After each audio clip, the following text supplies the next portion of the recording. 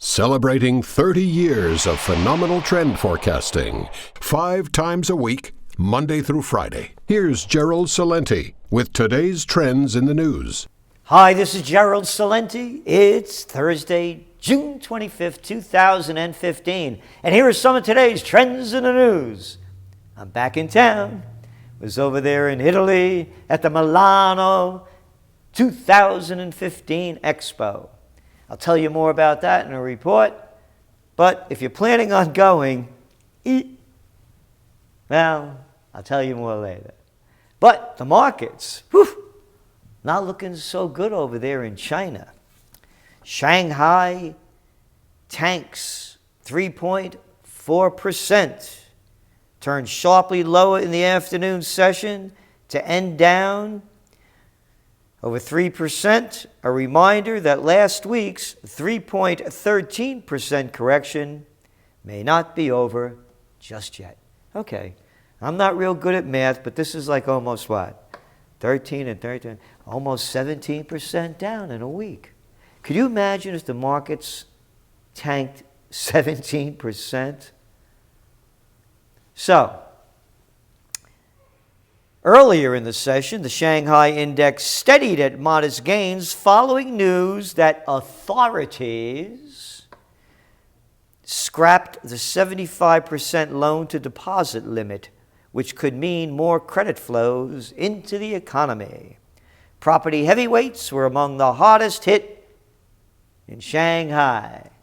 That's right. It's not looking so good over there. Cargo volume drops in China, 11% year to year. In the first 5 months, total railway cargo dropped nearly 10%. China announces plans, so here's how they do, to boost the Belt and Road trade by creating economic corridors and investing nearly $900 billion in countries along the route. Vice President Zhang Guolai said the country is mulling 6 economic corridors with countries along the Belt and Road trade route to better connect Asia and Europe with funding from the Asian Infrastructure Investment Bank and the Silk Road Fund. So there you got it. Meanwhile, China's Development Bank, one of the country's policy banks, said it will invest $890 billion into more than 900 projects involving 60 countries as part of its efforts to bolster the initiative, the 21st Century Business Herald reported on Thursday. The newspaper cited bank's vice president saying that over $10 billion had been poured into projects already. So that's what they're doing with the slowdown. They're juicing it. But it's a different kind of juice. It's OP. That's right. But at least they're building the infrastructure and doing business rather than the quantitative easing and record low interest rates that only enrich the already rich in the good old U.S. of A. Premier Li closes $100 billion of deals during 6 visits to Europe. During Premier Li's visit, China reached a joint agreement with Hungary and Serbia to build a railway between Belgrade and Budapest earlier, and they just keep working the countries, doing business while the United States sells more armaments and more guns and military madness to the craziest people on the planet. That's the business of America. Cash goes out the door in developing markets. Asia has been particularly vulnerable, with $8 billion pulled out of the region's equity markets, the most in almost 15 years. So there you got it. The money's flowing out, flowing out, flowing out. Global investors yanked $9.3 billion from stocks in developing countries in the week ending yesterday. In 1 week.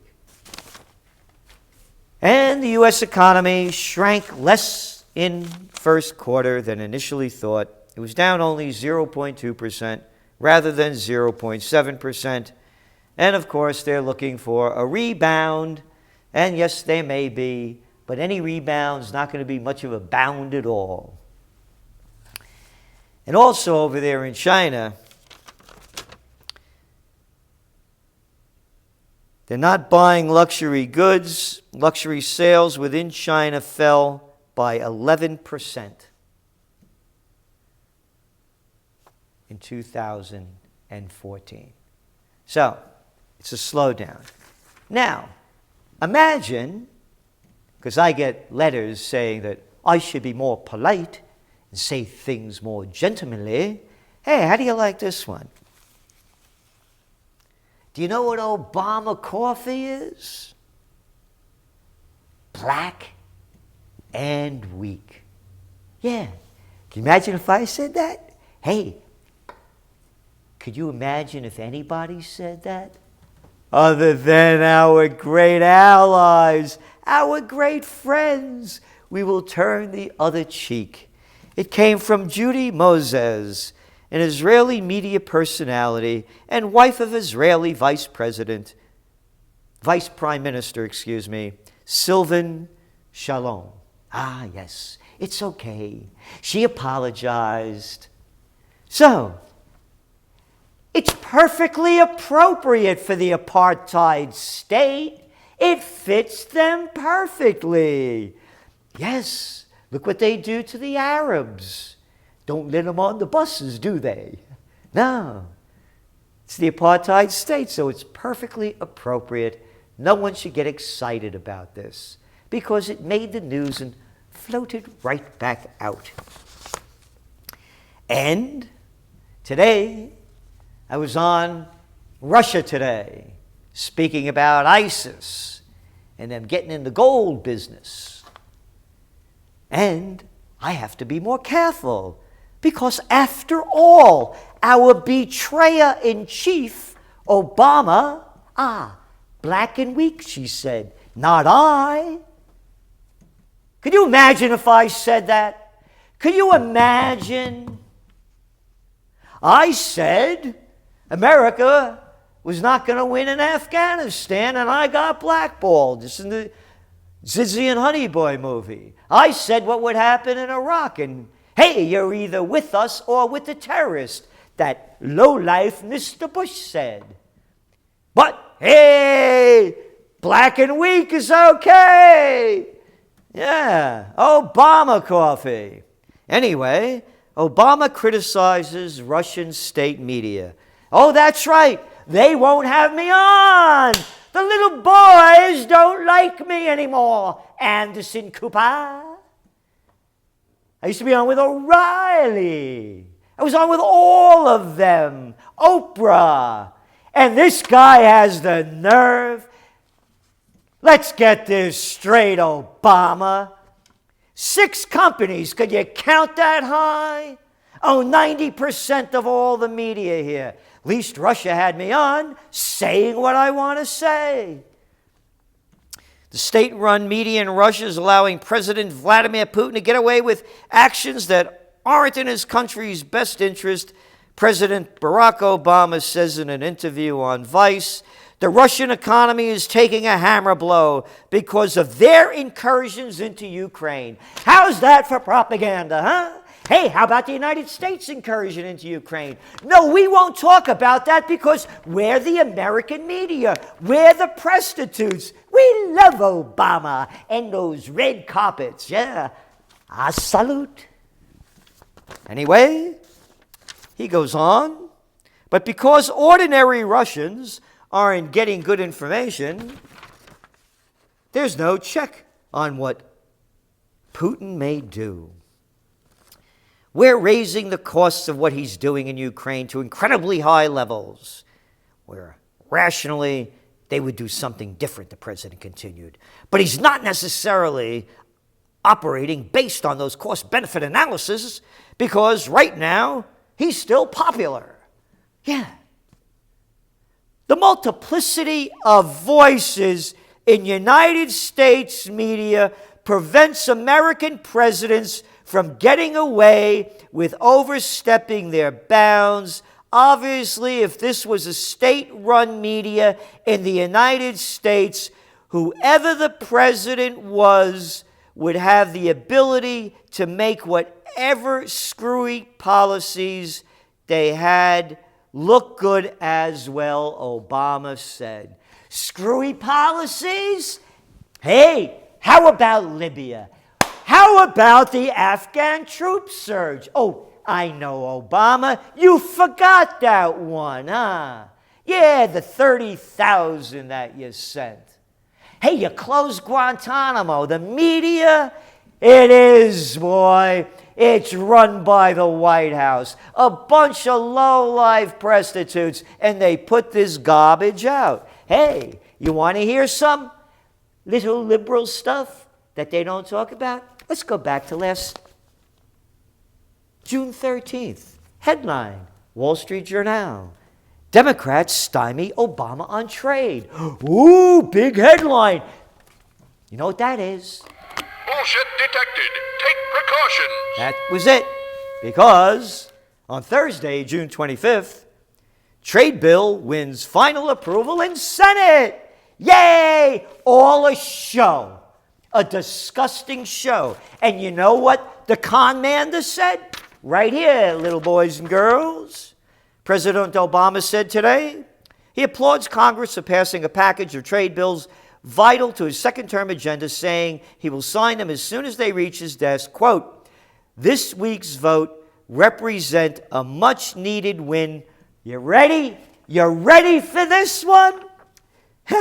For hard-working American families. Yeah, work hard flipping them burgers, that's right. Yeah, work hard at Walmart. Yeah, pack them bags, get those people moving. Because you have no manufacturing jobs. Hard-working American folks, you just got folked by Obama. Hey, where's Hillary? Where's Hillary? Oh, you know what Hillary's doing? Good thing they got rid of that Confederate flag, and there she is in Ferguson. Big story, a load of coverage in the toilet paper. Nobody calls her out on the trade agreement. Nothing. Nothing, nothing. It's no accident that Miss Clinton chose a town near Ferguson to hold a campaign event. Only one of a handful of public appearances on her schedule in the coming weeks. And they give her all the media. Obama goes on. I applaud the Democrats and Republicans in Congress because you applaud low-life people who sell us out. Of course you do. Applaud the freaks. It's a freak show. Everybody applauds at the circus. Who came together to give the United States the chance to negotiate strong, high-standard agreements for free trade that protect American workers and give our businesses the opportunity to compete. I've spent the last 6.5 years fighting to grow our economy and strengthen our middle class. And that remains my top priority today, and he gets away with it. Oh, you spent the last 6.5 fighting? Yeah? What were you fighting? You lost fighting. Nah, go to war, I say, because here's what you're fighting. Saudi airstrikes killed nearly 100 in Yemen. Yeah, over 3,000 dead now. Saudi bombings in Yemen is seen only as fanning the flames, New York Times. Hey, but the United States is supporting this. That's right. For nearly 3 months, Saudi Arabia, along with its U.S. allies, has been bombing Yemen. Wow. So, China's doing business. America's doing war. And we're represented by nobody. The companies Obama's talking about that will benefit from this Trans-Pacific Partnership Agreement are the multinationals that will now take over the sovereign rights of we the people. But what's the big deal? They've already robbed us of our constitutional rights. And the news is the Supreme Court says Obamacare is okay. This is Gerald Celente, and that's some of today's Trends in the News.